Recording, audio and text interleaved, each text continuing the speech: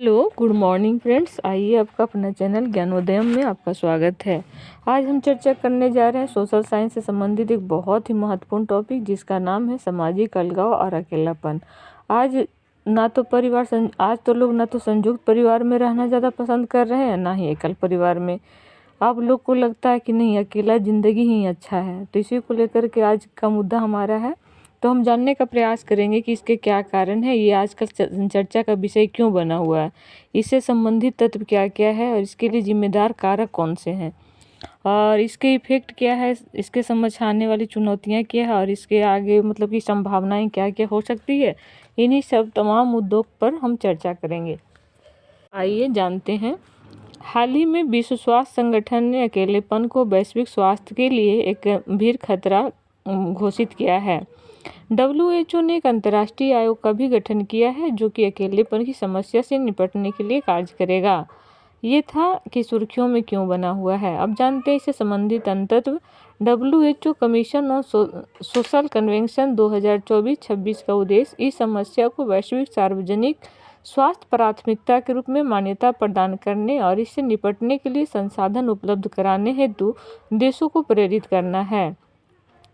नए WHO आयोग के कार्य सामाजिक संबंध पर एक वैश्विक एजेंडे को परिभाषित करना, जागरूकता को बढ़ावा देना और सहयोग स्थापित करना, जो देशों, समुदायों और व्यक्तियों के लिए साझेदारी समाधान प्रदान करेगा। अब हम बात करते हैं कि इसके लिए जिम्मेदार कारक कौन कौन से हैं। तो प्रवासन और उससे जुड़े हुए मुद्दे, अलग अलग स्थानों पर स्थानांतरित होने वाले लोग भाषा संबंधी बाधाओं, वित्तीय संघर्षों एवं नई संस्कृति को अपनाने में कठिनाइयों के कारण अलग अलग महसूस कर सकते हैं। व्यक्तित्व के प्रकार, उच्च स्तर की कर्तव्यनिष्ठा और मनोरोगी वृत्ति वाले व्यक्तियों में अकेलेपन महसूस करने की संभावना अधिक हो सकती है। प्रौद्योगिकी और सोशल मीडिया का प्रभाव, इंटरनेट या सोशल मीडिया की लत लगने जैसी समस्या आमने सामने की जाने वाली बातचीत को कम कर सकती है।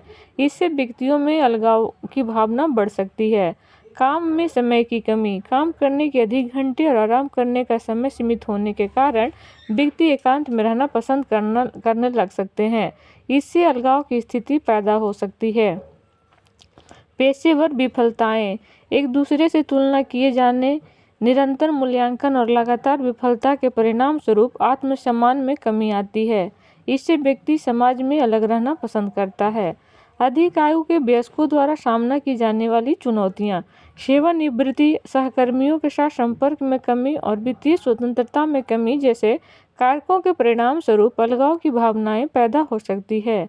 एम्प्टीनेस सिंड्रोम, वृद्धावस्था में माता पिता में अकेलेपन की भावना को बढ़ा सकता है। एक ऐसी स्थिति जहां बच्चे शिक्षा या करियर के लिए घर से दूर चले जाते हैं, एम्प्टीनेस सिंड्रोम कहलाता है। सामाजिक बहिष्कार, जेंडर, नस्ल या अन्य कारकों के आधार पर सामाजिक बहिष्कार के कारण सामाजिक अलगाव और अकेलापन उत्पन्न हो सकता है। अब हम जानने का प्रयास करते हैं कि इसके क्या क्या प्रभाव हैं। स्वास्थ्य जोखिम, सामाजिक अलगाव से डिमेंशिया का खतरा लगभग 50% रोग खतरा, 29% स्ट्रोक का खतरा और 32% बढ़ जाता है।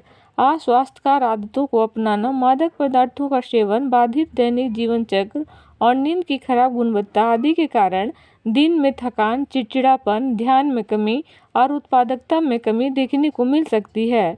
असामयिक मृत्यु का खतरा बढ़ जाता है।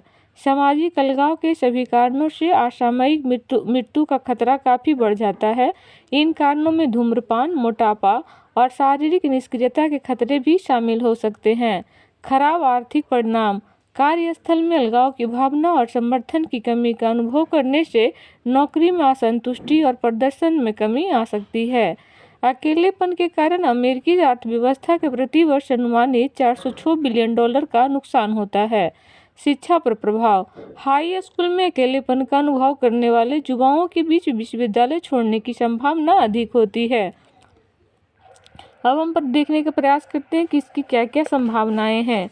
सामुदायिक स्तर पर एक ऐसे परिवेश का निर्माण करना जिसे सुरक्षित, लागत प्रभावी, भौतिक अवसंरचना की पहुंच की गारंटी देने के लिए डिजाइन किया गया हो। इसमें आसपास के उद्यान और सामुदायिक केंद्र शामिल हो सकते हैं।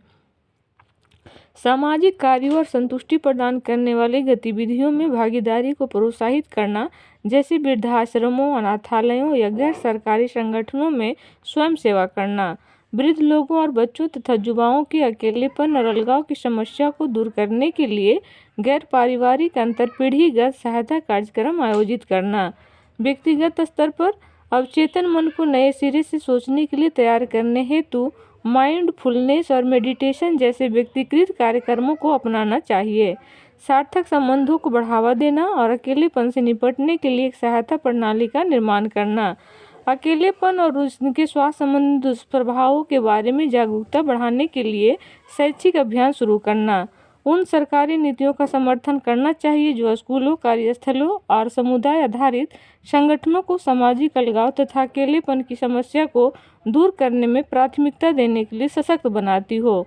अकेलेपन को दूर करने के कार्यक्रमों के विकास, कार्यान्वयन और मूल्यांकन में सहायता के लिए सार्वजनिक तथा निजी फंडिंग सुनिश्चित किया जाना चाहिए। अब हम बात करते हैं कि इससे क्या लाभ है। तो अत्यधिक परस्पर जुड़े समुदायों को होने वाले लाभ: बेहतर स्वास्थ्य आउटकम, सामुदायिक हिंसा कम होगी, आर्थिक समृद्धि होगी, अधिक नागरिक सहभागिता और प्रतिनिधित्व का सरकार बनेगी, प्राकृतिक विपदा की पहले से तैयारी और उसके प्रति सहनशीलता। तो ये था आज का हमारा टॉपिक, जो एक बहुत ही महत्वपूर्ण है, जहाँ लोग आज अकेले और अकेलापन का शिकार होते जा रहे हैं। इसके लिए सबसे पहले ब्रिटेन में एक अधिनियम भी पारित किया गया है। तो ये रहा आज का मेरा ओवरऑल मुद्दा। तो आज हम यही समाप्त करते हैं। जय हिंद, जय भारत।